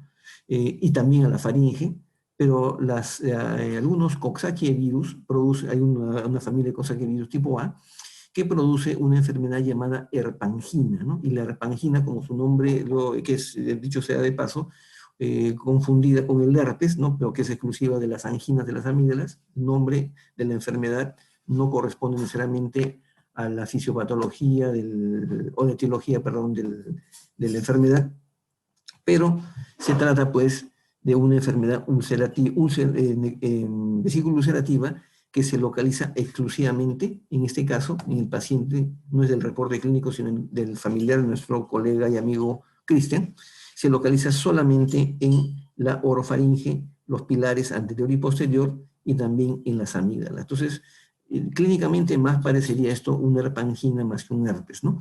Que se ha producido, ¿no? De una manera asociada con la infección del virus del COVID-19 que evidentemente tenía este paciente. Entonces, el sistema inmunológico, sobre todo la respuesta celular, es muy importante en estos pacientes, ¿no? Hablaremos en algún momento de las formas, de los modos en que podamos nosotros estimular, ¿no?, la respuesta inmune de los pacientes. Hay formas, ¿no? Pero que en este caso pueden haber, en el caso del tema, pueden haber lesiones asociadas, ¿no?, al COVID-19, pero que no se pueden todavía atribuir al COVID-19, ¿no? Es decir, al haber manifestaciones orales asociadas, estamos diciendo que puede o no tratarse, perdón, de lesiones que no necesariamente formen parte del COVID-19, ¿no? Porque también lo puede presentar cualquier otro paciente que no tenga esta enfermedad, ¿no? Entonces la pregunta que viene a continuación es la siguiente, ¿no? Entonces, ¿qué cosa ha cambiado en los últimos meses, ¿no?, ni siquiera años, a raíz del COVID-19, ¿no? Yo les puedo compartir a través, para los doctores, para los colegas que se han inscrito y que tenemos su correo electrónico y su teléfono, nuestra colaboradora y siempre dinámica licenciada Eliana Ramírez, ¿no?, que nos acompaña en la parte organizativa, junto con mi esposa, la doctora Carmen Plasencia. Tenemos anotado, ¿no?, registrado sus teléfonos en un WhatsApp del grupo. Entonces, a través del WhatsApp del grupo, les vamos a compartir algunos artículos para que ustedes lo revisen. Existe una infinidad de literaturas, ¿no? Yo les estoy colocando solamente algunos que podrían ser trascendentes o relacionados a este tema, ¿no? Pero la importancia del COVID, de la odontología en el manejo, no digo el tratamiento, sino en el manejo del COVID-19, es una realidad en diferentes partes del mundo. Por eso es que es importante que nosotros como profesionales odontólogos estemos realmente empapados de este tema, y cuando un médico nos haga una interconsulta con alguno de estos pacientes, no vayamos a mirar solamente la caries, ¿no?, o a ver la bolsa periodontal, sino que realmente hagamos una buena lectura de las lesiones que están en la boca y que vean pues que efectivamente nosotros somos los médicos de la boca, ¿no? Ya tenemos un conocimiento claro del perjuicio que provocan los aerosoles en general, ¿no?, la dispersión de las partículas, lo que hace necesario que nosotros nos protejamos, ¿no?, guardemos la distancia social, utilicemos los métodos de protección, ¿no? Pero también recordemos, ¿no?, a una persona, Cintia, que le gusta dibujar, pediría por favor que no esté dibujando sobre la pantalla, ¿no? Entonces decíamos, es un cuadro muy interesante, ¿no? Si lo pinta, sigue pintando la persona que está con el nombre de Cintia, lo vamos a sentir, pero va a perjudicar a los cientos de colegas que están ahorita colgados esperando la explicación de este cuadro, que es muy importante, ¿no? Este gráfico, perdón, refleja lo que ocurrió en Estados Unidos en el año 1918 durante la epidemia de la influenza que mató miles de personas, ¿no? En la ciudad de Filadelfia se produjo un primer brote, ¿no?, de influenza, que no fue tomado en cuenta, no fue debidamente valorado, ¿no? Y en esos momentos se iba a desarrollar una feria, ¿no?, en la ciudad de Filadelfia. Entonces los organizadores de la feria no quisieron suspender la actividad y dejaron que continúe, ¿no? El resultado fue una epidemia de tal magnitud que miren el pico de color rojo, ¿no?, de color rosado, el rojo con el relleno rosado, en donde hubo una gran cantidad de muertos, ¿no? Meses después, en la ciudad de San Luis, también Estados Unidos, detectaron un nuevo brote de influenza. Pero aquí sí tomaron las precauciones, comenzaron a utilizar las mascarillas, los policías salían a las calles con las mascarillas, se hizo el encierro de las personas, o sea, la cuarentena, se evitaba el contacto de las personas, sin llamarlo así, se utilizó el distanciamiento social, ¿no? Y el número de muertos fue mucho menor que en Filadelfia, ¿no? Sin embargo, en la naturaleza, todo tiene su pago, ¿no? Como dicen las personas de ascendencia andina, hay que hacer el pago a la tierra. La disminución en el número de muertos, según esta estrategia, ¿no?, llevó consigo a que hubiera menos número de muertes, pero la enfermedad se prolongó mucho más en el tiempo. ¿Y por qué hubo esto? Porque en el año 1918 no habían antibióticos, no habían servicios hospitalarios de calidad en Estados Unidos y por lo tanto el sistema sanitario, el servicio público, tanto hospitalario como no hospitalario, era de mala calidad y estaba en malas condiciones. No había el número suficiente de médicos, algo así como el Perú, pero no en 1918, el Perú en el año 2020, ¿no? De tal manera, pues, que la estrategia, ¿no? La estrategia que están utilizando o que estamos usando en el Perú, si bien es cierto, tiene el noble propósito de evitar el mayor número de contagios, hace de que esta enfermedad en el tiempo se prolongue muchísimo más, ¿no? De tal manera que tendremos nosotros que estar ya preparados y acostumbrados a vivir por largo tiempo con esta enfermedad, ¿no? Vamos a terminar en esta parte, ¿no? Revisando o comentando un artículo, ¿no? Que habla, que me parece muy interesante porque resume el mensaje que queremos dejar para todos ustedes, ¿no? Las medidas que tenemos que tener nosotros entonces como odontólogos para evitar estas cosas, ¿no? Para evitar que justamente las manifestaciones bucales y cualquier tipo de infección se produzca en nuestros pacientes, porque al final la boca es el ingreso, conjuntamente con la nariz, son las principales vías de ingreso de este virus, ¿no? Entonces, este artículo del año 2020, ¿no? Que está en proceso de impresión, ha sido aprobado para su publicación, pero no está impreso, habla sobre las medidas que debemos de tomar los odontólogos para prevenir el contagio dentro de la consulta, ¿no? Acá habla, este es muy interesante, porque habla sobre un tema antiguo que es la dispersión de las partículas, ¿no? Pero no habla solamente de la dispersión de las partículas, sino que hace un cuadro, ¿no? Un dibujo para un gráfico, en el cual la zona más cercana, como dice acá, va a tener más de 10.000 colonias por unidad, unidades de colonias en la zona 1, la zona A, en la zona B va a tener 1.000, en la zona C va a tener 100, y así conforme se va alejando de la boca hacia los pies, va disminuyendo significativamente el número de bacterias, perdón, de virus en esta zona, ¿no? De tal manera que para evitar la dispersión de partículas deberíamos nosotros hacer un esfuerzo económico y tener en nuestro consultorio nuestros equipos de aspiración negativa para disminuir este riesgo. Pero no solamente eso, sino que deberíamos darle a nuestro paciente, a todos los pacientes, un colutorio al momento de ingresar a la consulta. Ese es el número 1. Número 2, utilizar el equipo de aspiración positiva. Número 3, protegernos nosotros, ¿no? Entonces, son 3 cosas que son sustantivas e importantes como conclusión. Y también este gráfico que me parece significativo, importante, y que este se lo voy a compartir sin la pintura que nos ha dejado esta persona que está jugando con el lápiz, ¿no? En donde dice que para mejorar o tener un control adecuado de la infección en odontología, tenemos que tener en consideración, en primer lugar, la historia clínica del paciente, ¿no? Es decir, preguntarle si ha tenido o no COVID-19 o está en contacto con pacientes con esa patología, ¿no? En segundo lugar, el uso de barreras de protección. En tercer lugar, ¿cómo se llama? El uso de manejo adecuado de los desechos de la basura, ¿no?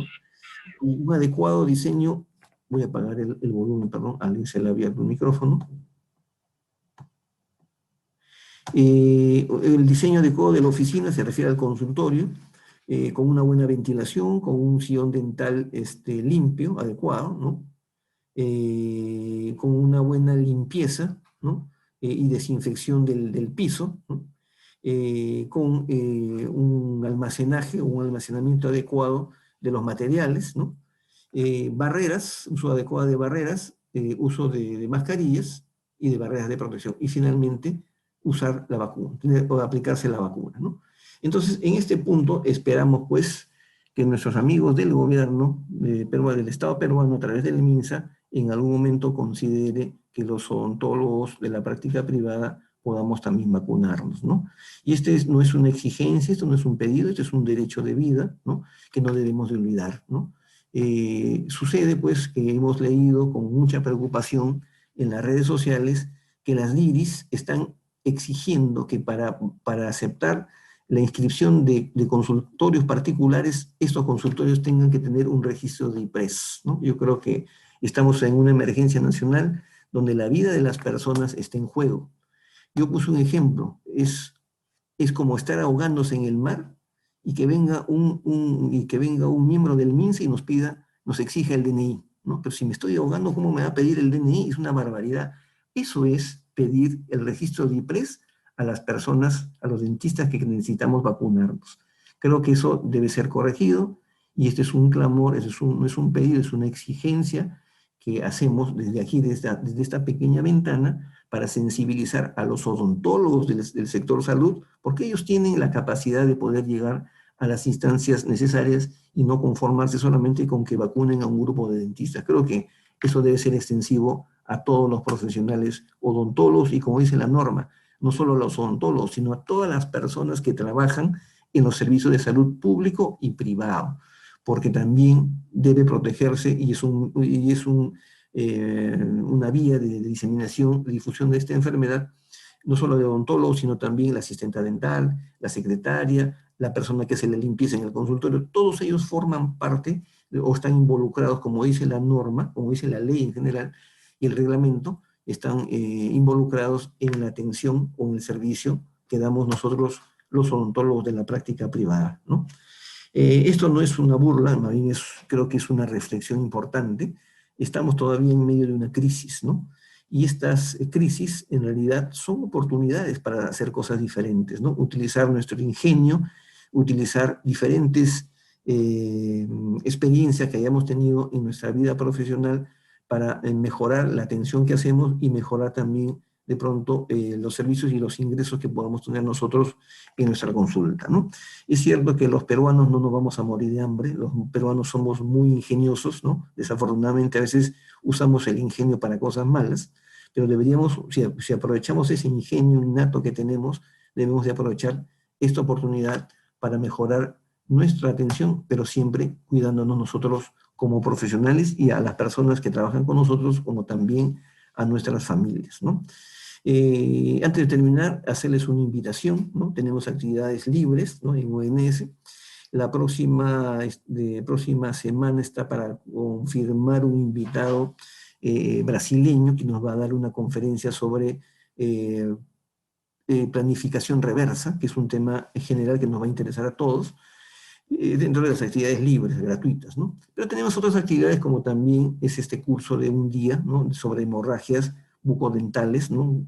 Que es un problema bastante preocupante porque una hemorragia no puede esperar para ser resuelta, ¿no? Entonces vamos a explicar las diferentes circunstancias en las cuales se produce la hemorragia y la forma exacta en que podemos nosotros realizar la hemostasia y dormir tranquilos, ¿no? Y también cuando hablamos de tecnología 3D, hablamos de una planificación digital que tenemos que hacer nosotros en nuestro consultorio, ¿no? La planificación digital no es exclusiva de quienes colocamos implantes.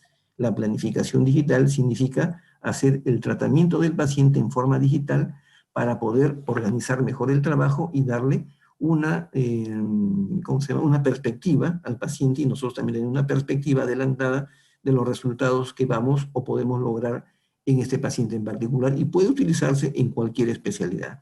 Por eso que los invitamos tanto a nuestro curso de hemorragia bucodental, que es un curso de un día, 3 horas, ¿no? Y el curso de planificación digital para el odontólogo general, que es de 3 días, son tres días de 2 horas, 3 días de clase, 2 horas de clase por cada día, son 6 horas en total, en donde vamos a explicarles y vamos a enseñarles la forma de planificar, tanto en forma teórica como en forma práctica, ¿no? Ya, como tenemos sus datos, vamos a informarles o invitarlos directamente a través del WhatsApp, ¿no? Para aquellos que tenemos la suerte de contar con esa información de parte de ustedes, ¿no? Para terminar este mensaje, ¿no? Con este mensaje de Charles Darwin, este pensamiento de Charles Darwin, ¿no? Que dijo que las especies que sobreviven no son las más fuertes, ni las más rápidas, ni las más ágiles, ni las más inteligentes, ¿no? Entonces no necesitamos ser los odontólogos más fuertes, los que vamos al gimnasio, ni los más rápidos, los más inteligentes, sino aquellos que nos adaptamos a los cambios, ¿no? Entonces, la invitación, la invocación es a que nos adaptemos a los cambios que están ocurriendo en nuestra realidad y que quienes nos adaptemos mejor a esos cambios vamos a sentir menos estos problemas de COVID-19, ¿no? Esto sí, entonces, el tema del día de hoy de COVID-19, por manifestaciones orales secundarias en el COVID-19. Y antes de terminar, simplemente quisiera escuchar de parte de ustedes si es que hubiera alguna pregunta. Veo que sí. Doctor Botetano, doctorcito, Sí, Juan José. Bedreñana, sí, Bedreñana, ¿cómo está, doctorcito? Felicitarlo de antemano. Doctorcito, sobre las barreras o los cuidados, el enjuagatorio con agua oxigenada o agua ozonizada, ¿qué comentario nos puede dar, por favor? Bueno, no es parte del tema, ¿no? Pero sí te puedo aclarar lo siguiente. Ya. Dentro de, de los colutorios recomendados para reducir la carga viral, en otras palabras, que son viricidas y que se ha demostrado que son viricidas contra el COVID-19, específicamente está el peróxido de hidrógeno, o sea, el agua oxigenada diluida. La concentración está en la norma, la directiva sanitaria número 100 del MINSA, y está la dilución, la forma de la dilución, pero que en la práctica es un poco desagradable su sabor para usarlo en el paciente, ¿no?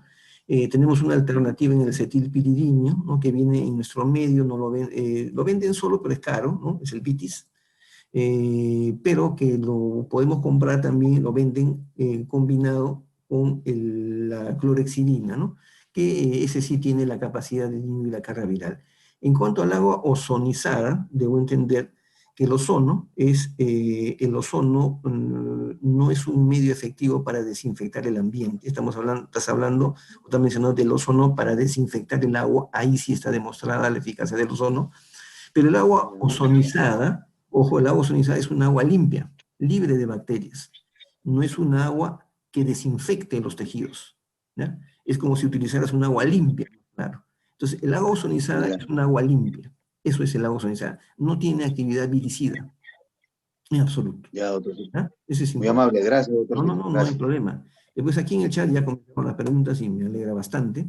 Dice, ¿existe algún estudio de metaanálisis de efectividad de ivermectina en el COVID? Bueno, no es mi tema. Yo sí, la verdad, me disculpo por la respuesta, por no dar la respuesta, porque no es mi tema. Hay una cosa que sí es importante, yo tengo ese principio, de repente esté equivocado, ¿no? Yo creo que hay cosas que uno tiene que saber como odontólogo, como cultura general, porque uno, como odontólogo, es un líder de opinión en nuestra comunidad, ¿no? Cada uno tiene una comunidad de pacientes y en esa comunidad de pacientes, cada uno de ustedes es un líder. Y ese líder de opinión debe saber transmitir confianza y debe saber guiar a las personas en los conceptos básicos de prevención, por ejemplo, ¿no? Pero cuando ya un paciente o una persona me hace una pregunta específica sobre el tratamiento del COVID, yo le digo, yo soy odontólogo, yo no soy médico internista, yo no soy médico intensivista y no tengo la competencia suficiente, ni la experiencia, ni el conocimiento, no es mi competencia, no es mi obligación, no es mi deber, el saber sobre ese tema, porque hay un especialista, hay un médico especialista sobre esos temas, ¿no?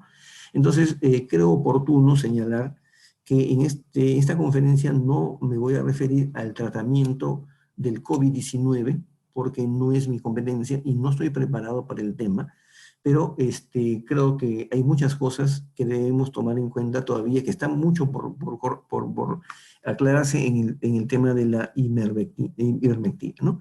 Acá dice la doctora Eliana, doctor, dice en España, las lesiones por el COVID se confundían con la candidiasis oral pseudomembranosa. ¿Cuál es la diferencia entre ambas lesiones?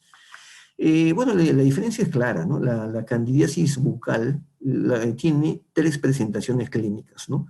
Una es la pseudomembranosa, ¿no? El muget, ¿no? Aquella mancha blanca que se desprende con el espejo bucal, ¿no? Ese es el muget, que lo llevamos hacemos un frotis y lo llevamos al microscopio óptico para ver las hifas, y ese es el diagnóstico de la candidiasis pseudomembranosa. Hay otra presentación clínica de la misma candidiasis, que es la candidiasis hiperplásica. La candidiasis hiperplásica es aquella que presentan los pacientes o las personas que usan prótesis de acrílico, ¿no? La PPR o la prótesis completa, ¿no? En la cual la mucosa bucal aparece de color rojo, ¿no? Rojo intenso, o sea, aparece un enantema, ¿no? Es un enantema, una mancha roja difusa, pero que en ese caso es consecuencia del hongo que ha penetrado ya al tejido conectivo, ¿no? Y hay una tercera presentación clínica de la candidiasis, ¿no? Que es la candidiasis atrófica, ¿no? Las tres son las mismas candidiasis, es la misma enfermedad, pero son tres presentaciones clínicas diferentes, ¿no? Entonces, en la candidiasis atrófica, el paciente presenta una lesión ulcerativa. Ahí hay un dolor intenso y se puede confundir con un afta o se puede confundir con cualquiera de las virosis que hemos hablado, ¿no? Solo que en la etapa inicial no hubo una vesícula, sino que la lesión se abrió como consecuencia de la candidiasis, ¿ya? Entonces, si hubo confusión del COVID con la candidiasis oral pseudomembranosa, debe ser un error de diagnóstico porque son lesiones marcadamente diferentes. Eso es lo que podría decir. La candidiasis pseudomembranosa es un tejido, es un acúmulo, ¿no? Un acúmulo de hongos en la superficie. En cambio, la presentación clínica del enantema es una mancha roja que no desaparece ni se desprende de la mucosa bucal, ¿no?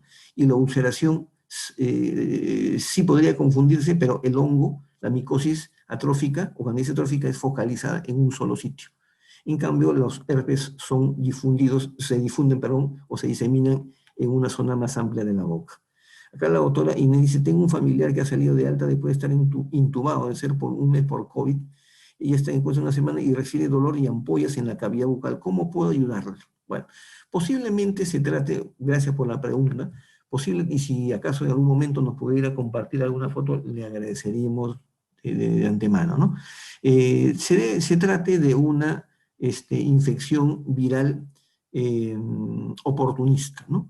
Las infecciones virales, como dije en algún momento de la conferencia, desafortunadamente no tienen un tratamiento específico, las de la boca, ¿no? De tal manera que tiene que terminar el curso de la enfermedad, ¿no? Para recién proveer al paciente, para que las lesiones desaparezcan y se curen espontáneamente. Cuando el paciente, hablemos de un paciente que no tiene COVID, ¿no? Un paciente que solamente tiene alguna de las variantes de las enfermedades vesículo-ulcerativas de origen viral. Cuando hay cuadros repetitivos, o sea, recurrentes de virosis en la boca, el tratamiento, que en este caso podría estar compartido con el médico internista, es el dar medicamentos que se llaman inmunomoduladores del sistema inmune, ¿no? Inmunomoduladores, ¿no? Que permitan un incremento de la respuesta inmune para que de esa forma el virus, que en este caso es un virus que contiene ADN, no produzca la recurrencia, ¿no? En este caso, como estamos hablando de un paciente con COVID, yo le sugeriría que consulte con su médico para ver en qué momento podría utilizar un inmunomodulador si es que en caso este cuadro de ampollas se repitiera. Anteriormente, y lo voy a colocar acá en el chat, perdón, había un medicamento que se llamaba Solcoceril, me acuerdo. Solcoceril, ¿no? Solcoceril dental se llamaba, ¿no? Ahí está. Yo lo escribí en el chat por si acaso. El que existe en el mercado es el Solcoceril oftálmico, ¿no? Ese todavía sigue existiendo. ¿Por qué ya no existe en el mercado el Solcoceril dental? Porque los dentistas no lo prescribíamos. Y lo que no prescribimos no se vende. Y lo que no se vende, o sea, lo que no se compra, mejor dicho, no se vende en la botica. Y como estamos en una época de, ¿cómo se llama esto? De cadenas, ¿no? De cadenas farmacéuticas, simplemente ellos compran los fármacos o venden los fármacos que les son más comerciales. Y como este producto no se vende regularmente, entonces ese es un problema, ¿no? No hay tratamiento, ¿no? para las ulceraciones, ¿no? En todo caso, un toque, esos toques lo único que hacen es adormecer o anestesiar temporalmente la lesión hasta que la lesión misma se vaya curando en el término de 4 o 5 días, ¿no?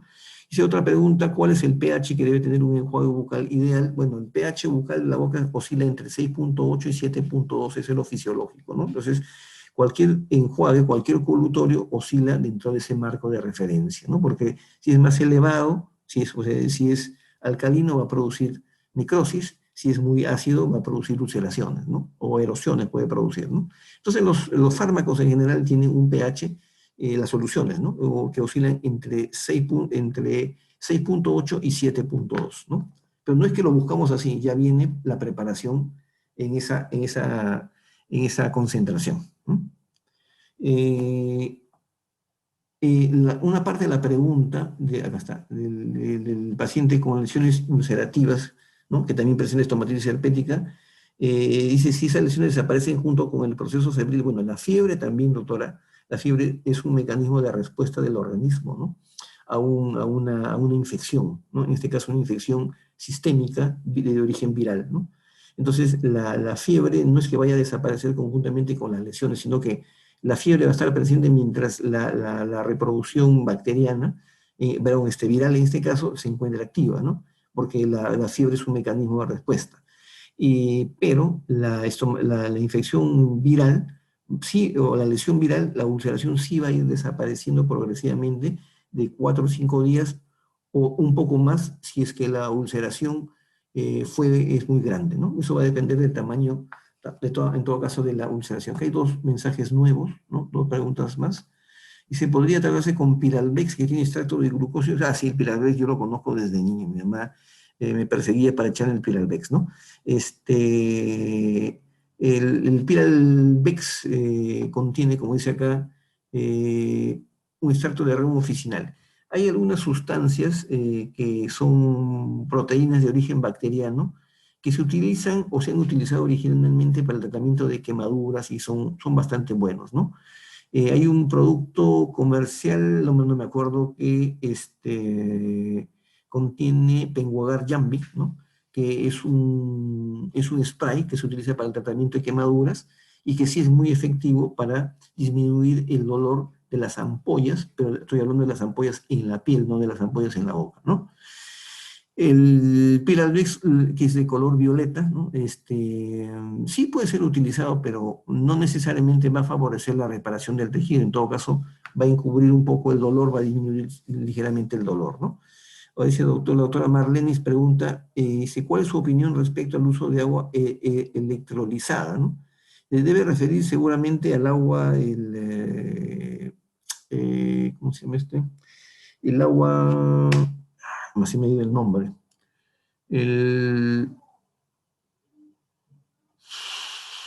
Bueno, un ácido hipocloroso, ¿no? El ácido hipocloroso que lo venden en el mercado, si se llama bien, en el chat, no, ¿cómo se llama? En el WhatsApp le puedo compartir el contacto de quién lo vende, quién lo comercializa. El agua, ¿cómo se llama? Que se me otra vez el nombre del... bueno, es una sustancia que tiene un pH que está cerca de 7, como ácido hipocloroso, ¿no? Tiene un pH de 7.1. Sin embargo, teniendo un pH de 7.1, tiene una capacidad de destruir las bacterias, ¿no? O sea, de producir desinfección a un nivel mucho más alto que la lejía concentrada. Es decir, que tiene el potencial de desinfección de la lejía, mejor que la lejía, pero con un pH neutro, ¿no? Ese ácido hipocloroso es una sustancia que funciona, tiene propiedades como desinfectante y como antiséptico a la vez, ¿no? Es una cosa curiosa, ¿no? Es antiséptico porque puede ser utilizado por el paciente no como colutorio, sino se utiliza para reemplazar al agua en el depósito de agua de la unidad dental, ¿no? Entonces, esa agua produce desinfección, ¿no?, de todo el tanque de agua, así como también de todo el trayecto, todas las cañerías, ¿no?, que terminan en la pieza de mano, desinfectando todo el trayecto. Y si el paciente por alguna situación se pasa, se traga el ácido hipocloroso, no le va a pasar absolutamente nada porque tiene un pH neutro. No se usa como colutorio, no está indicado como colutorio, pero sí su uso es como desinfectante del agua en el tanque de agua, para la redundancia, de la unidad dental, ¿no? El doctor dice, ¿estas lesiones son posibles encontrarse en pacientes asintomáticos? Sí, porque en realidad es una posibilidad, no digo que lo sea, es una posibilidad porque la causa principal por la cual el virus del COVID-19 comienza a proliferar es porque se acompaña por una disminución de la respuesta del sistema inmune. y curiosamente lo que necesitan los virus con ADN, como el herpes virus, por ejemplo, como la herpangina y otros virus que hemos hablado esta noche, necesitan justamente que la respuesta celular esté disminuida. Entonces, es una coincidencia, ¿no? El paciente sí puede estar asintomático y tener una disminución de la respuesta inmune y desarrollar en ese transcurso una enfermedad vesículo-ulcerativa, ¿no? Paciente con COVID, ¿a partir de cuándo puedo atenderlo? Buena pregunta, siempre, ¿no? Porque el hecho de que tenga COVID-19 no quiere decir que no lo puedas atender, pero en todo caso la precaución será cuando el paciente tiene cuando la carga viral del paciente está disminuida, ¿no? Y esto será pues una vez que el paciente está dado de alta y 15 días después de haber desaparecido toda la sintomatología, ¿no? Pero no se olviden, siempre hay que cuidarnos, siempre hay que protegernos, porque eso es muy importante, ¿no? Bueno, muchas gracias a todos ustedes por la oportunidad de poder conversar. Los invitamos en el transcurso de la otra semana, ¿no?, a nuestras actividades, el curso de hemorragias y también el curso de planificación digital, así como también otras actividades que les tenemos preparadas a todos ustedes. Que tengan una linda noche y que el día de mañana darles un caluroso saludo por el Día de la Amistad, ¿no? Que tengan un fin de semana fabuloso al lado de su familia. Buenas noches. Buenas noches, doctor. Feliz día. Feliz día, Carolina. Hasta luego. Chao. Gracias. Feliz día con todos. Buenas noches. Muchas gracias, doctor. Gracias, Andy. Doctor. Muchas Buenas gracias, noches, doctor. doctor. Buenas noches con todos. Feliz día. Feliz día. Feliz día a Chao. todos. Hasta luego. Dale. Buenas noches, doctor. Feliz día. Feliz día, doctor. Feliz día, muchas gracias. Nos vemos, Jorge. Hasta luego. Que la pase Feliz bonito, día, doctor. doctor. Luego. Gracias.